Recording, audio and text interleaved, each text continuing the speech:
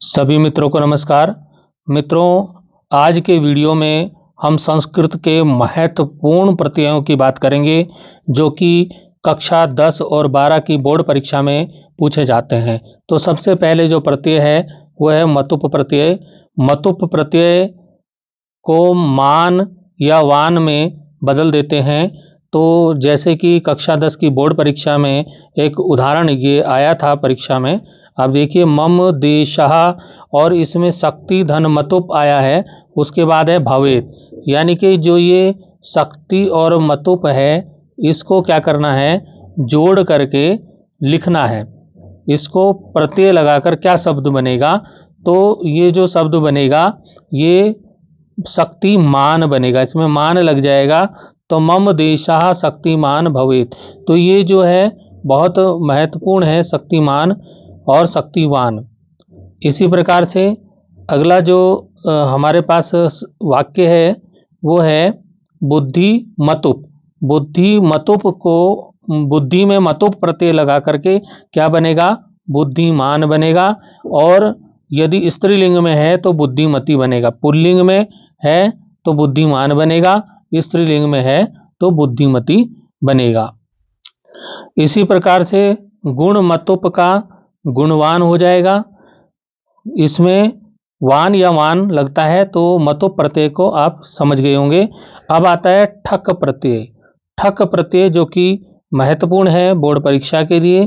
ठक का क्या हो जाता है, ये हिंदी के इक प्रत्यय के समान है। तो क्या हो जाएगा इसमें समाज और ठक जब जुड़ेगा तो सामाजिक हो जाएगा। इक प्रत्यय जैसे कि हिंदी में इक प्रत्यय होता है वैसे यहाँ पर सामाजिक शब्द बन जाएगा। जैसे नगर और ठक है, इन दोनों को जोड़कर बनेगा नागरिक। धर्म ठक है तो बनेगा धार्मिक। वर्ष और ठक प्रत्यय है तो वार्षिक होता है, लेकिन यहाँ पर डीप प्रत्यय भी साथ में लगा है तो ये वार्षिकी हो जाएगा। अब आता है टाप प्रत्यय जो कि महत्वपूर्ण है परीक्षा की दृष्टि से। तो टाप प्रत्यय लगने पर क्या हो जाएगा, वो स्त्रीलिंग में बदल जाएगा जो कि आपका शब्द होगा। जैसे कि गायक में टाप लगेगा तो वो गायिका हो जाएगा। बालक में धन टाप होगा तो बालिका हो जाएगा। नायक में धन टाप लगेगा, नायिका हो जाएगा। अज टाप से अजा हो जाएगा और सेवक टाप को सेविका हो जाएगा। अनुज टाप का अनुजा। अब देखते हैं अनियर प्रत्यय। अनियर प्रत्यय भी बहुत ही महत्वपूर्ण है परीक्षा की दृष्टि से। तो दृश्य में अनियर लगेगा तो दर्शनीयानी शब्द हो सकता है, दर्शनीयम भी हो सकता है। तो वो वाक्य के हिसाब से होगा कि वाक्य में क्या पूछा गया है। तो दर्शनीयानी ज़्यादा आया है बोर्ड में, इसलिए मैंने दर्शनीयानी को यहाँ पे लिख दिया है। वंद और अनियर प्रत्यय लगेगा तो वंदनीय हो जाएगा। कई जगह पर वंदनीयम भी हो जाता है और वंदनीया भी होता है। तो वो वाक्य के हिसाब से, अलग अलग सिचुएशन के हिसाब से वहाँ पर प्रयोग। पठ अनियर का पठनीया या पठनीय या पठनीयम होगा। पाल अनियर का पालनीयम होगा। क्री अनियर का करणीय होगा। अब आते हैं सानच प्रत्यय। सानच प्रत्यय में क्या होता है आइए जान। सानच प्रत्यय लगने पर भी मान का प्रयोग होता है।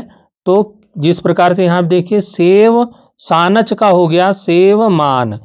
परिवृत सानच का हो गया परिवर्तमान। लब सानच लबमान। भारत सानच भासमान। भास सानच भासमानम। तो मित्रों, जो संस्कृत के महत्वपूर्ण प्रत्यय जो परीक्षा में आते हैं उनको यहाँ पर हमने देखा। विस्तृत अध्ययन के लिए मेरे चैनल पर विजिट करें। सारे प्रत्ययों का वीडियो बनाया गया है, उसको देखें। उसका लिंक मैं डिस्क्रिप्शन बॉक्स में भी आपको दे दूंगा। फिर मिलेंगे, धन्यवाद।